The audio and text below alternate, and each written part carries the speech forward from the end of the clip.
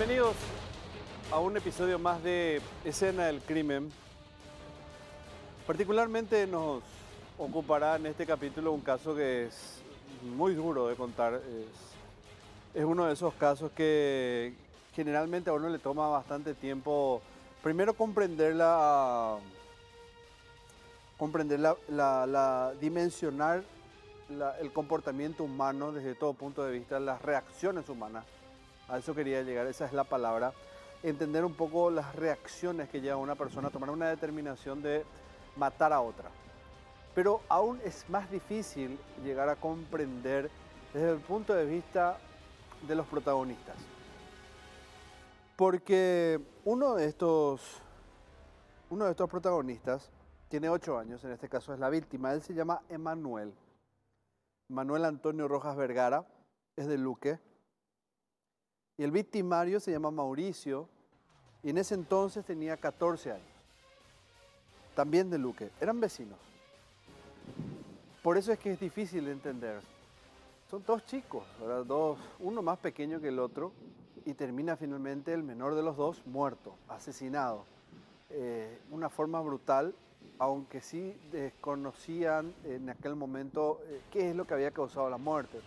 Porque el paso del tiempo hizo que ese cadáver se haya deteriorado de una forma que no se pudiera llegar a la identificación precisa de las causas de la muerte.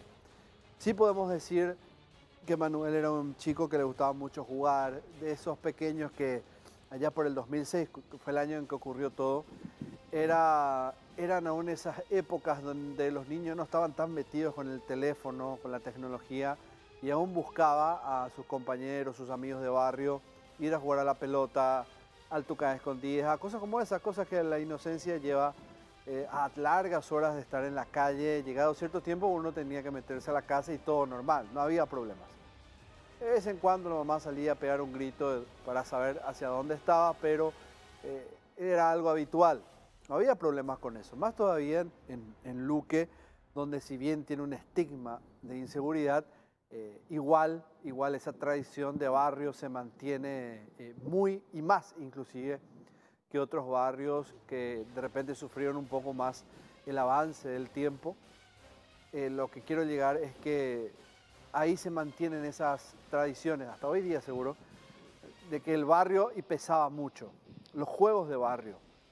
Quiero decir que no había problemas en ningún momento con que Manuel salga a la calle a jugar. O sea, ¿qué le iba a pasar?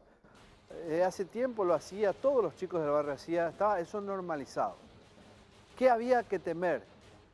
Sin embargo, un 13 de junio de ese año que les contaba, del año 2006, día de San Antonio, un día festivo para los católicos, ocurrió lo peor. Lo mataron. Vamos a ver de qué se trata. Primero, los protagonistas, la ficha de cada uno, hablar un poco más de ellos. El protagonista, el victimario y la víctima.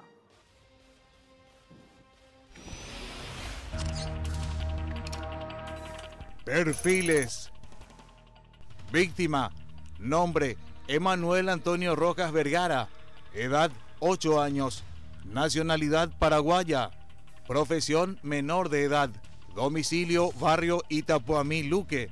El niño desapareció por más de una semana hasta que su cuerpo fue encontrado totalmente putrefacto. Victimario. Nombre: Mauricio José González. Edad: 14 años. Nacionalidad: paraguaya. Profesión: menor de edad. Domicilio: barrio Itapuamí, Luque. El muchacho confesó el crimen asegurando que asesinó a su amigo porque él mató a su paloma.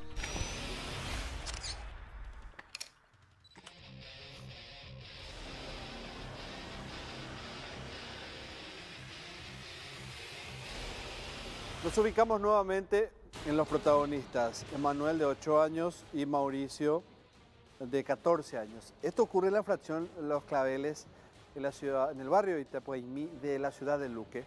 Eran las 11 de la mañana más o menos cuando ocurre esta situación de desesperación. O sea, la mamá no sabe dónde está Emanuel y comienza el operativo de búsqueda de este chiquito. ¿Dónde está Manuel? ¿dónde está Emanuel? Era la pregunta que más resonaba en todas las casas de ese vecindario, porque como les decía, era normal que los chicos salgan a jugar, a compartir, a estar horas, inclusive en las calles, compartiendo con otros niños, y prácticamente estaba a la vista de todos los vecinos, de aquellos que quedan en la casa a hacer quehaceres, a lo que acostumbraban a quedar. O sea, no había problemas en ese tipo de situaciones. No había siquiera un antecedente que pudiera llevar a pensar de encerrar a las criaturas y tenerlas ahí por el temor de algo. De hecho, que este caso en particular, como les decía al principio, es difícil de entender porque el protagonista es otro niño de tan solo 14 años y al parecer las motivaciones durante todo este proceso fueron bastante difíciles de entender, difíciles de encontrar. No tenía una lógica al punto de que llegaba hasta inclusive de poder desglosarse la teoría del accidente. Pero no me quiero adelantar mucho porque estamos empezando con la narrativa, con todo eso que había pasado ese 13 de junio del año 2006, les decía, jornada fresca de ese mediado del sexto mes del año, cuando esta situación se da. Desapareció Emanuel, comenzaron a buscarlo, se hicieron grupos de búsqueda, pero no hubo mucha fortuna, salvo por la reacción de la mascota de ese pequeño que percibió algo con ese olfato poderoso que tiene. ¿Cómo se dio cuenta? ¿Qué fue lo que ocurrió? Vamos al relato en qué pasó.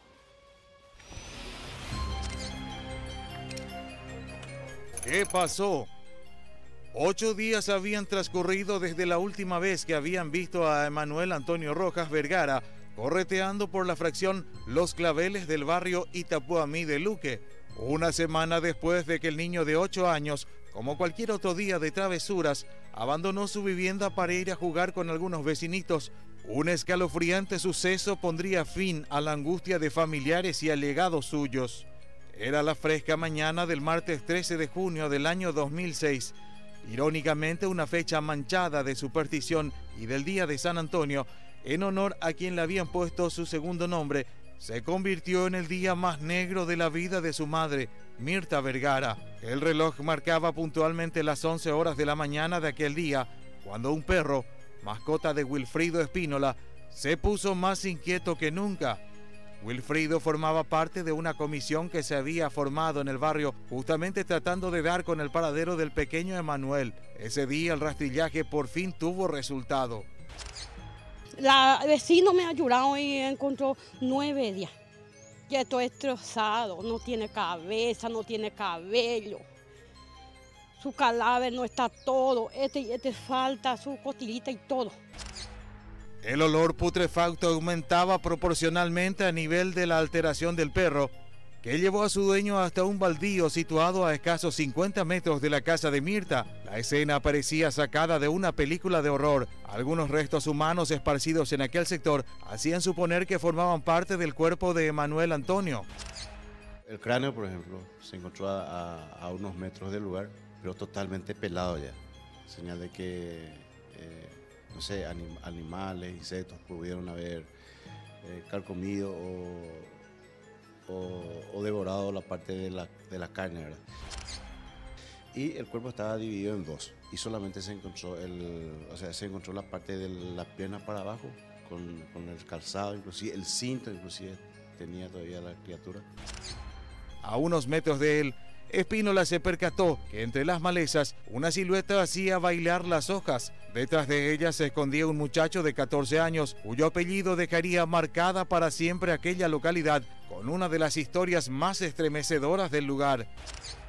Orero joroto pacotire la semenburubú, peposururo, criminalítica, están orero con la cuando ya pues va a vete absolutamente no ya pues. Porque Pepe hoy preparé la sangre de mi hijo. Agentes del Ministerio Público y de la Brigada Central de Investigación de Delitos llegaron al sitio, donde acompañados de los peritos forenses Juan Carlos Zárate y Jorge Cañete, por varios días extendieron la búsqueda para dar con todas las partes del cadáver que de a pedazos fueron juntando. Primero llegaron la gente de orden público, ¿verdad? Ya ellos nos llamaron, le llamaron a los técnicos, a los de criminalística y por supuesto la parte investigativa. Nosotros llegamos ahí para observar la escena del crimen. Y Realmente fue muy impactante esas escenas porque era una criatura, la víctima, y enseguida ya apareció el sospechoso, que era también otro menor.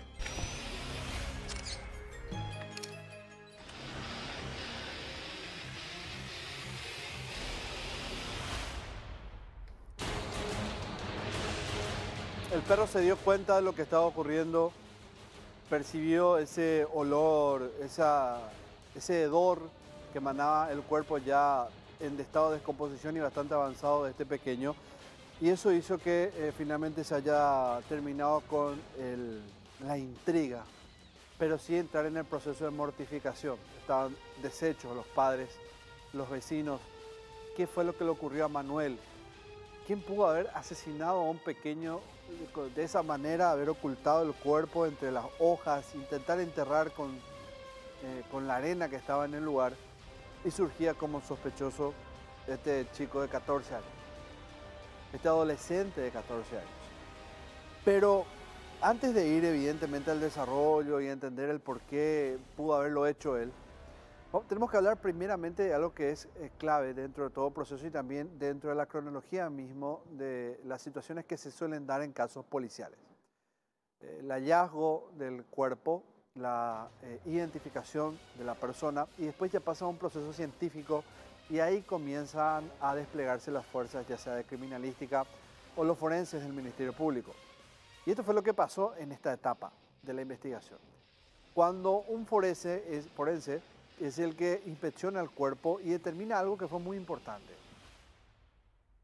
Este antropólogo forense, agrego el dato porque había que estudiar por lo deteriorado que estaba el cuerpo, y solo una persona con esos estudios puede entender, de acuerdo a la especialización que tiene, a la capacitación que tiene, qué fue lo que pudo haber ocurrido, y determina que una de muchas cosas que quedaron en incógnita y que es el por qué las partes del cuerpo estaban esparcidas. Y ahí no hubo una acción mecánica del victimario, es decir, no hubo un propósito de cercenamiento. ¿Qué es lo que nos dice Heridas que hablan en el detalle del médico forense de aquel entonces?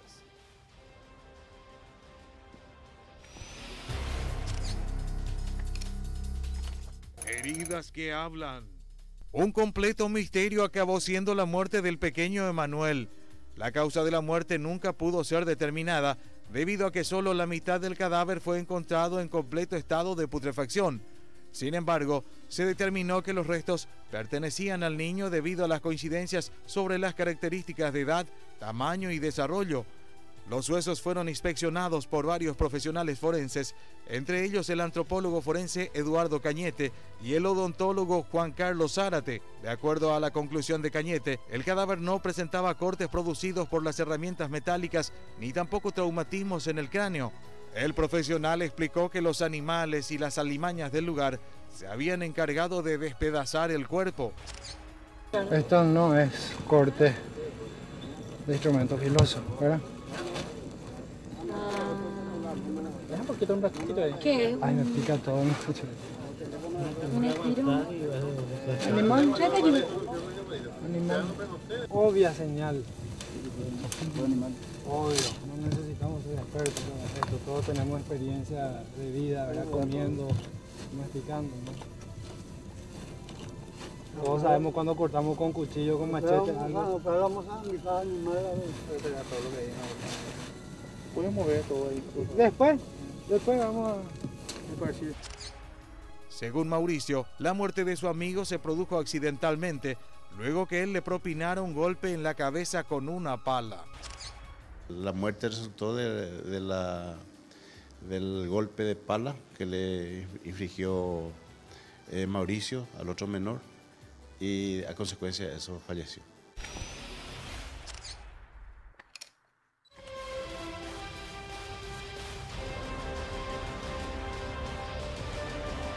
Para continuar con el en base a la investigación, digo bien, hay que primero retroceder un par de días dentro de la línea del tiempo en que ocurre todo esto. Nosotros estamos en el 13 de junio, día del hallazgo del cuerpo, después de varios días de que de la desaparición de Manuel, la búsqueda, la desesperación, la intriga, y luego el hallazgo que comienza con ese estado de tristeza, de dolor incomprensible. No entendían qué fue lo que había ocurrido. Había demasiadas hipótesis, muchos sospechosos, pero todavía nada certero. Ya tenemos el reporte forense que habla de que el cuerpo, por el estado avanzado en que estaba, por la etapa de descomposición de los cuerpos, la intervención de organismos biológicos, gusanos, insectos, esas extremidades se desprendieron y no fue una acción mecánica. Es decir, el asesino no lo cercenó, no lo mutiló. Pero no se podían establecer las causas reales de muerte, por eso que estábamos diciendo al principio.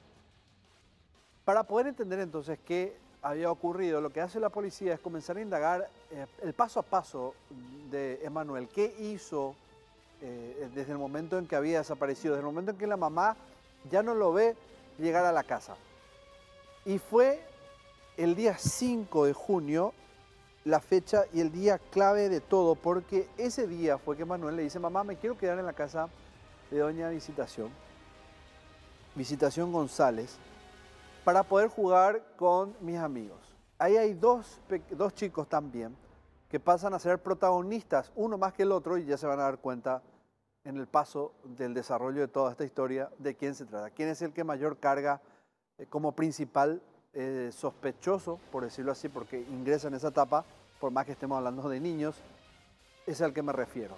Vamos a ver qué ocurrió. Retrocedemos varios días atrás para poder entender, al igual que la policía, qué fue lo que ocurrió en aquel 2006.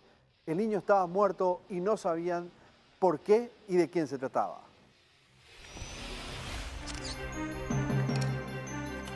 El día de la desaparición. El hallazgo de los restos del niño retrotrajeron a la familia de Manuel al día lunes 5 de junio, el día de su desaparición. Aquel día, temprano de mañana, Emanuel había ido con su madre a juntar leña, pero a la vuelta quedó por el camino en la casa de una vecina, Visitación González. El pequeño informó a su madre que quedaría a jugar con sus amigos Carlos y Mauricio. Y entonces yo me fui a traer leña, leña, para hacer comida. Y le dije, vamos, y voy a venir a traer, ya no encontré más. Y él solo lo que está. Ese es Mauricio José González, eso es su nombre. Cabezudo, él no se queda. Le dije, pues no se me embuje y se fue otra vez. El go se fue a la casa de ellos. Luego de varias horas de no regresar, su madre empezó a preocuparse y acudió a la casa de su vecina para consultar sobre su hijo. Lo que obtuvo fue una hostil respuesta. Sus vecinos alegaron que no sabían dónde había ido el niño. Ella fue hasta la comisaría local, donde le informaron que debía pasar 24 horas de su desaparición para que ellos lo declararan perdido y pudieran ir a buscarlo. Me fui ahí a pie, allá en Tarumandú me mandó. Acá no me hace caso. Y cualquier cosa, chisme por ahí, que tú vienes, la policía viene y hace caso, wow. Por eso yo le dije a la policía, cualquier chisme viene. Y eso es lo que le pasa a un niño, no hace nada. Barrio, ya la policía no hace nada. 24 horas ya pasó y me dijo, ¿dónde está su sangre? Eso a mí me duele lo que estoy escuchando en la tele y eso a mí me duele. Porque un niño apenas 8 años, cuando eso. Aquellas primeras 24 horas se volvieron eternas, al igual que las siguientes que se fueron convirtiendo en días y rápidamente en semana. Porque la policía las 24 horas no me hace caso. Le voy a repetir otra vez. Me dijo, ¿dónde está la sangre de tu hijo? Eso es lo que me dijo. Esa fue la pista que llevó a los investigadores a los principales sospechosos del crimen.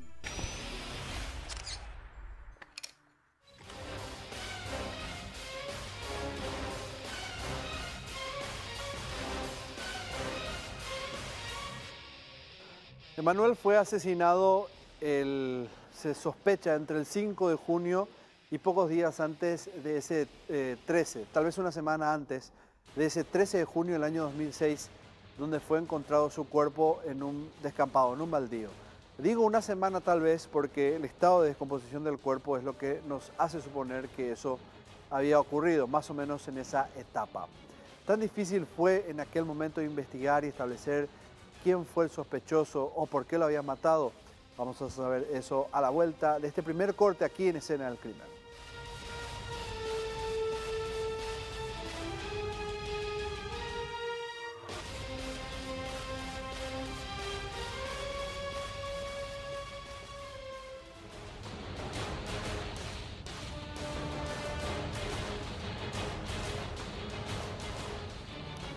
Emanuel Antonio Rojas Vergara tenía 8 años cuando fue asesinado. Su cuerpo fue encontrado en un baldío en la zona de Luque, en un barrio de la ciudad de Luque.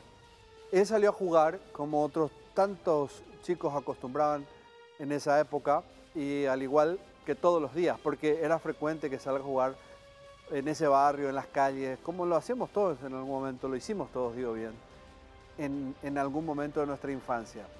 El otro sospechoso en esta historia es un amigo suyo, a quien él fue a visitar en aquel entonces, del 5 de junio, digo, día en que comienza su desaparición.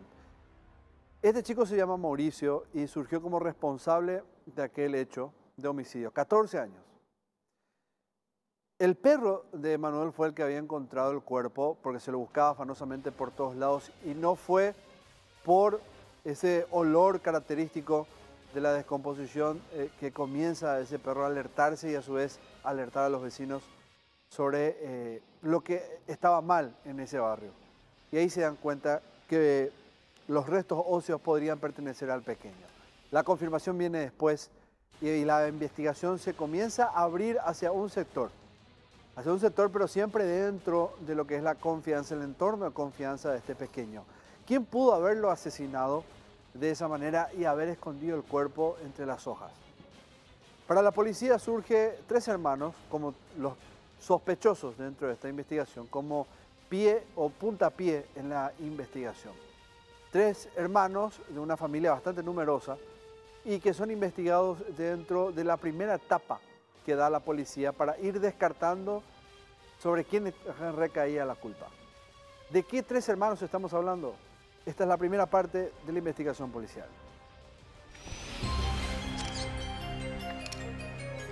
Tres hermanos sospechosos. Mauricio, de 14 años, Carlos, de 12 y Ramón Salvador, de 35 años. Esos eran los nombres que hacían temblar a cualquiera en el barrio Itapuamí de Luque. Los chicos de 12 años cuando era. Y el Mauricio José se llama, ese mi taller autor, ese tiene 15 años. Y ahora por ahí va a tener 25 por ahí. Ellos formaban parte de la familia González, que en los años anteriores al crimen se habían ganado una gran mala fama en el barrio. Ahora estamos empezando la investigación, estamos en la etapa inicial.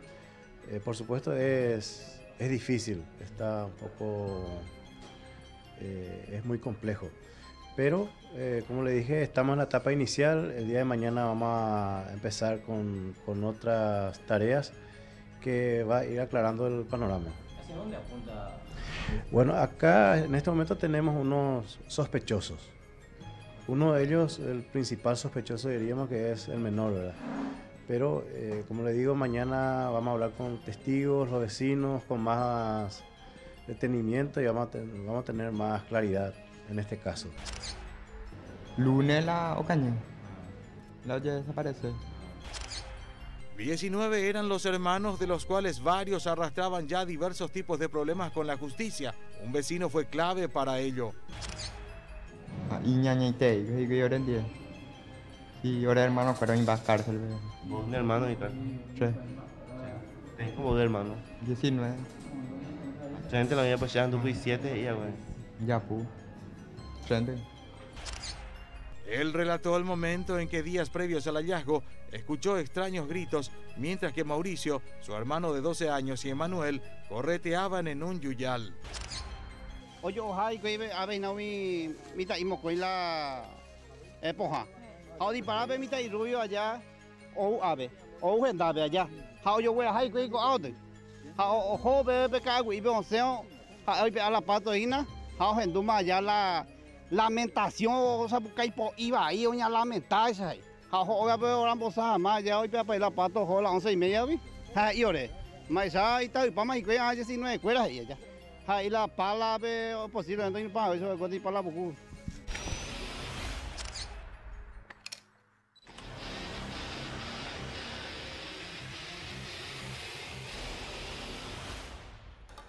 Acusados por el crimen, siendo amenazados por los vecinos, se sentían atosigados por la culpabilidad o las sospechas que podrían haber en contra de ellos. Toda la familia tuvo que huir del lugar. Las sospechas de todos los vecinos apuntaban y los rumores se hacían cada vez más grandes y se sentían ya de alguna u otra manera incómodos dentro de toda esta investigación. Los tres hermanos que surgieron como los primeros, sospechosos, los presuntos autores de todo este hecho, tenían el karma y la carga de que ellos eran los responsables de la muerte de Manuel y todo el barrio lo repudiaba. Toda esa amenaza y esa tensión que había en el barrio cada vez se acrecentaba al punto de llegar a una amenaza de quemar la casa si es que ellos no se iban del barrio, si es que ellos no abandonaban ese lugar. Itepeimi de la ciudad de Luque se había convertido en un barrio, en un infierno para ellos, porque a cada momento eran acosados por los vecinos. Ese acoso era, si no se van, quemamos la casa con ustedes adentro. Esos días ellos comenzaron a vivir con también temor de qué era lo que podían hacer. Entre tanto, los investigadores comenzaban recién con la investigación y eso podría llevar mucho más. Inclusive uno de los integrantes de la familia estaba en etapa de gestación. Toda esa preocupación, esa carga que había, como les decía, de tensión dentro de la casa, provocó que tomen la decisión de abandonar el lugar. ¿Qué pasó después de todo eso? ¿Cuál fue la resolución de los vecinos? Veamos qué ocurrió.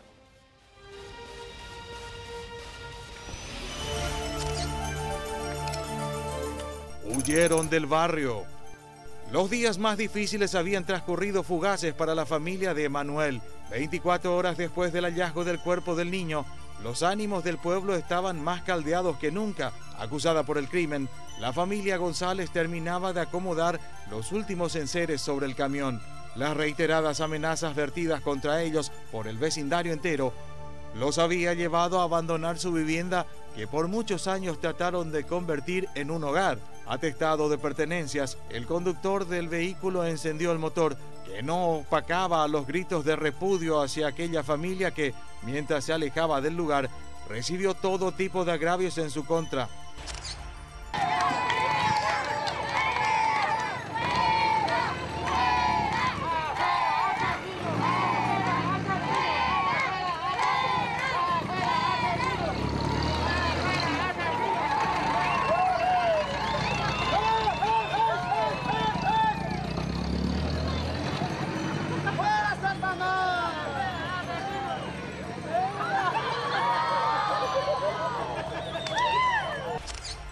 Esta clase de gente, no le podemos llamar gente, son monstruos, monstruos. ¿O qué vos le llamás a esa clase de personas? Que quememos así esta casa, así como está. Que quememos esta casa así como está. ¿Qué estamos esperando? Ustedes se van a ir y mañana van a venir y nos van a atacar todo. Las claras amenazas de los vecinos se hicieron realidad el miércoles 14 de junio del 2006. Apenas ellos dejaron solo el domicilio. Pese a la presencia policial, las primeras llamas nacieron en el techo, consumiendo por completo la precaria edificación. Unas 200 personas, entre las que figuraban los vecinos y compañeros de la escuela de Manuel, se manifestaron, rezaron y pidieron justicia frente a la casa de los sospechosos del hecho.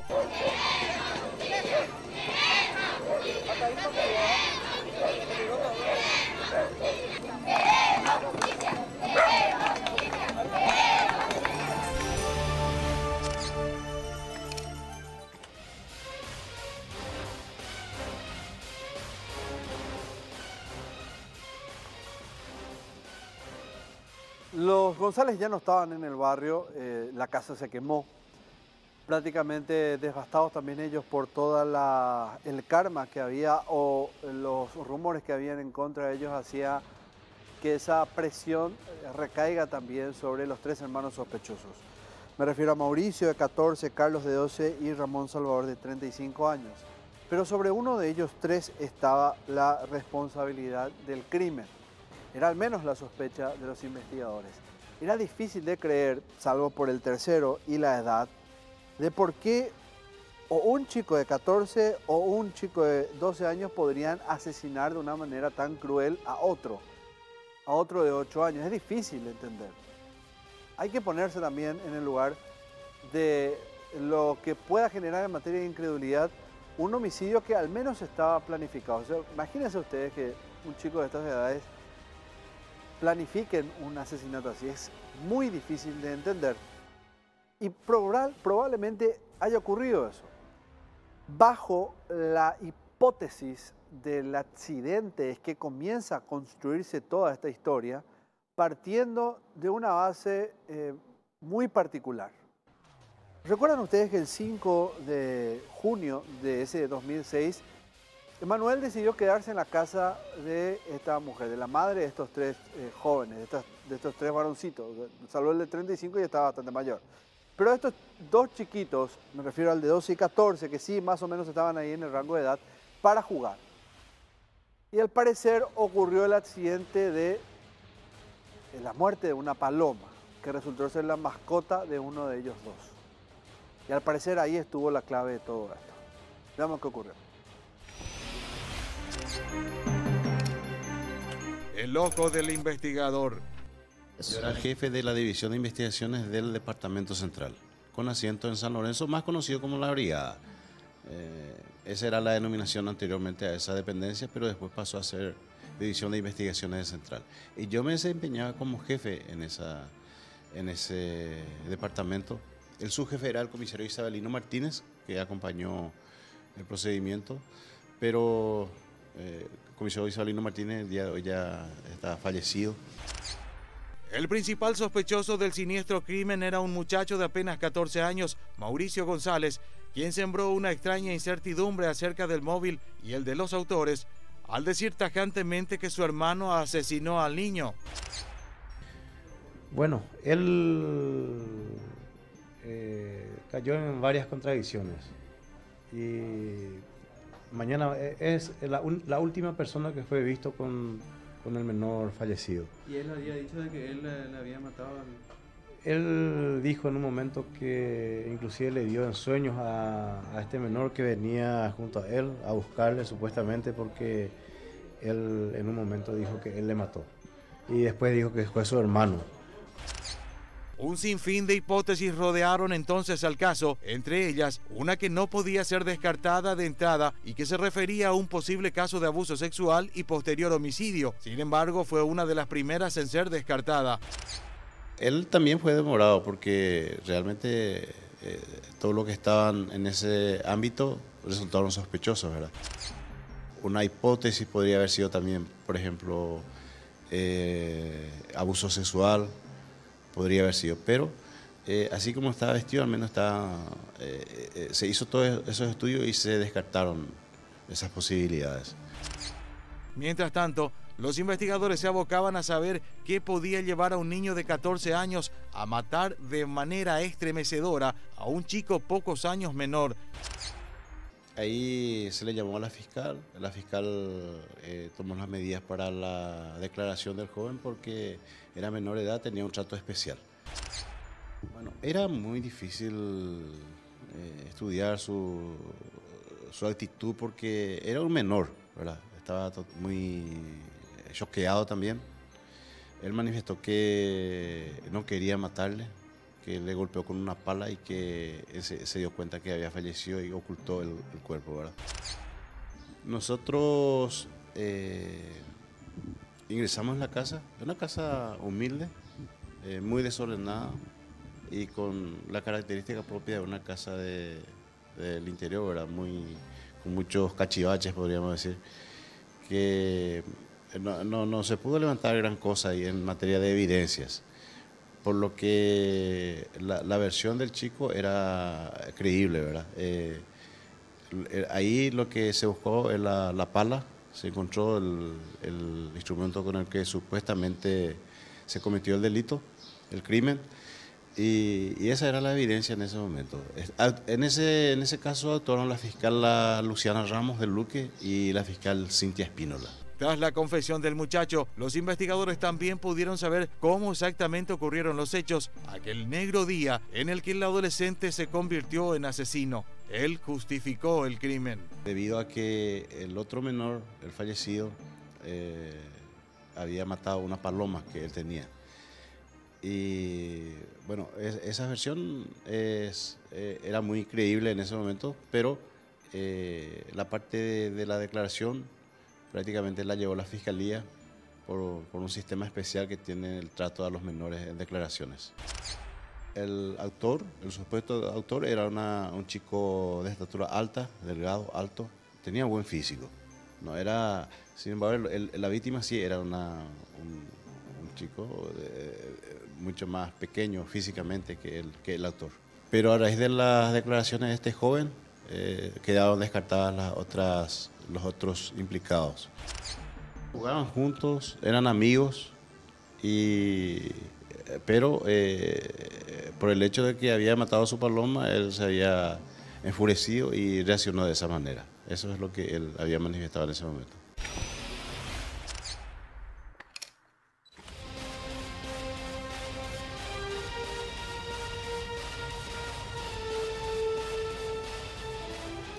Fuera de la tesis de la paloma, que era de la paloma muerta, la mascota de Mauricio, que era lo que comenzaba a tener débilmente, estamos hablando ubíquense en la línea del tiempo porque después eso pasa a ser más importante que lo que les voy a contar ahora, pero aparte de eso, existía un dato que era bastante importante dentro de toda esta investigación y que también manejó la policía, y es una relación entre Salvador Ramón González y Mirta Vergara. ¿Quién era Mirta Vergara? Mirta era la mamá de Manuel, el chico que resulta muerto, resulta asesinado.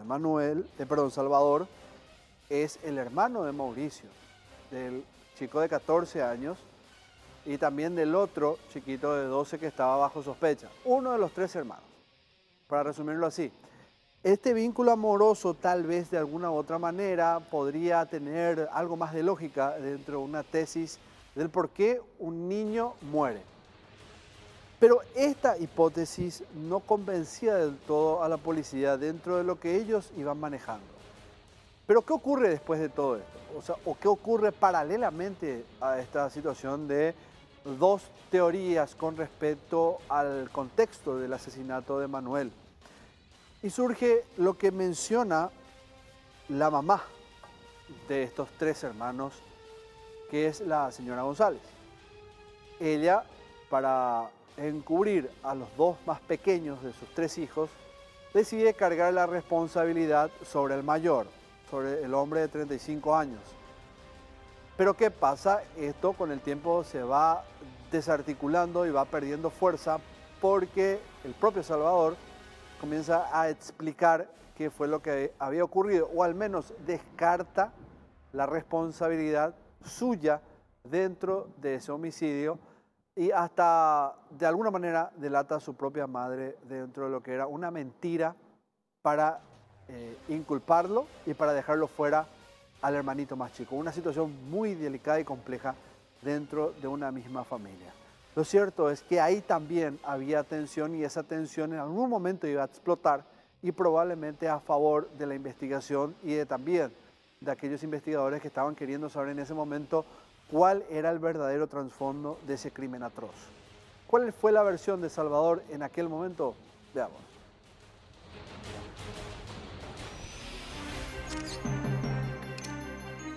La versión de Salvador. Un supuesto vínculo amoroso de Salvador Ramón González y Mirta Vergara, madre de Manuel, parecían marcar un llamativo panorama al principio de la investigación. Tanto Mauricio como su propia madre, Visitación González, acusaron al hombre de 35 años de ser el autor del hecho. No obstante, él negó esta situación. No puede ser, le hice porque no hay meses, la mañana que ser hermano Mauricio Jaño, la mañana que hermana que guasúa beten hice mamá a pe cuña cayó teres a huevo oga permite y peane pues en medio huevo na se la justamente la pe mana pe jueves la ha se na negué la jueves a huevo jueves caro a pe viernes pues jarebe yuye. Afirmó que durante varios días estuvo ausente e incluso se enteró de la desaparición de Emanuel por parte de sus familiares. Sego pe jueves a ver y cuál lo cañija huevo si pe jueves a ver a la hoga pe jueves caruma más pe viernes pues jarebe yuye se la se trabajo a ver San Lorenzo.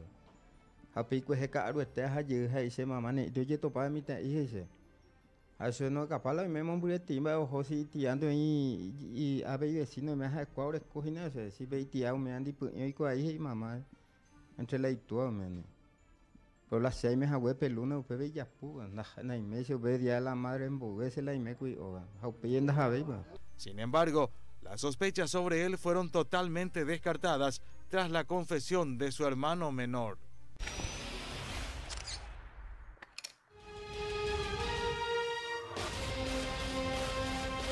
Vamos a hacer una pequeña pausa, la última, por cierto, aquí en Escena del Crimen, y al volver, ¿qué fue lo que ocurrió finalmente dentro de todo esto? Finalmente, ¿quién llevó la culpa de la muerte de Manuel?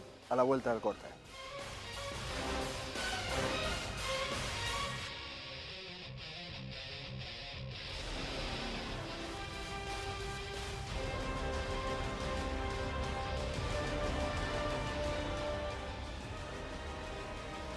Emanuel fue asesinado entre el 5 y 10 de junio, como máximo, del año 2006. Lo digo así con cierta ambigüedad, no es que no tengamos el dato preciso, es porque cuando encontraron su cuerpo el 13 de junio, estaba en un estado avanzado de descomposición que hizo muy difícil la tarea forense del antropólogo forense para determinar la causa de muerte. O sea, ¿qué es lo que causó finalmente la muerte de ese pequeño? Lo que sí se pudo determinar es que la mutilación que había o el cercenamiento de las extremidades de ese pequeño de 8 años no fue a consecuencia de la acción del victimario, del homicida, sino que en realidad fue por ese proceso natural de descomposición que atraviesa todo cuerpo orgánico. Con el pasar del tiempo, la policía, para poder establecer un punto de investigación, es decir, para poder arrancar desde un lugar, tuvo que retroceder un par de días y saber qué hizo Emanuel el día en que salió de la casa. Ahí fue que sale la historia, que fue con la mamá, y por el camino él decide quedarse en la casa de doña Visitación González, una mujer a quien recurría o frecuentaba porque tiene hijos chicos con quien jugaba, porque era uno de 14, otro de 12, y había también un varón de 35 años que había tenido una suerte de relación amorosa con la mamá de este chico, de Manuel. Con el tiempo, era muy difícil entender por qué él había muerto cuando que salieron a jugar y desde ahí no se supo más nada. Esos pequeños fueron interrogados, no quisieron decir nada. Lo cierto es que alguien tenía que ser responsable por eso. La policía tuvo que centrar sus sospechas en los 3 hermanos, en Mauricio, en el otro pequeño de 12 años y también en Salvador, de 35 años. ¿Qué ocurrió ahí? Visitación, la mamá de los 3 hermanos, dijo, el mayor de 35 es el responsable de todo esto. Él fue el que mató a Emanuel. Pero Salvador no se quiso inculpar, decidió no ser parte de eso y dijo que la mamá engañó, que mintió y que en realidad fue otro responsable. Y ahí la carga va a apuntar al menor de 14 años porque fueron a jugar y al parecer Emanuel mató a la paloma, que era su mascota, y como respuesta a eso, él lo mató. Esto se englobó dentro de las sospechas del accidente, pero de todas maneras llevó al correccional de menores a Mauricio, estuvo 4 meses ahí, se llevó un juicio, se montó un juicio y no se lo encontró culpable al determinar por un motivo en particular que eso habría sido consecuencia de un accidente, que no lo había hecho a propósito. Y finalmente terminó libre ese pequeño. Hoy día quizás cargando con esa responsabilidad. ¿Qué dice la ficha policíaca de Mauricio en este momento? Ahí vemos que no registra antecedente alguno por este hecho. Es decir, no se le cargó con la responsabilidad del crimen. Está el número de cédula, el nombre Mauricio José González, su lugar de nacimiento San Lorenzo, y no tiene ningún tipo de carga judicial ni policial. Son cuestiones que cuesta entender, pero hay que también intentar ponerse dentro del lugar de la ilógica. Lo cierto es que esa mamá quedó sin el hijo y ese tipo de cuestiones son irreparables. Llegamos al final de Escena del Crimen de este capítulo de este año 2019. Nos vamos a volver a encontrar en la primera semana de enero, siempre por la pantalla de Unicanal, cuando comencemos a surcar esa temporada quinta ya de Escena del Crimen. Perdón, cuarta temporada de Escena del Crimen. Voy sumando años. La cuarta temporada de Escena del Crimen aquí siempre por la pantalla de Unicanal. Muchísimas gracias a la familia de Óptica Garrón que siempre me acompaña y sobre Cerro Corá y Tacuarí. Muchas gracias por la compañía de siempre y claro, a ustedes por estar siempre del otro lado y apostar por este programa que busca, por sobre todo, llevar a la memoria los hechos criminales que ocurrieron en nuestro país. Feliz año nuevo, feliz inicio del año 2020. Nos reencontramos pronto. Adiós.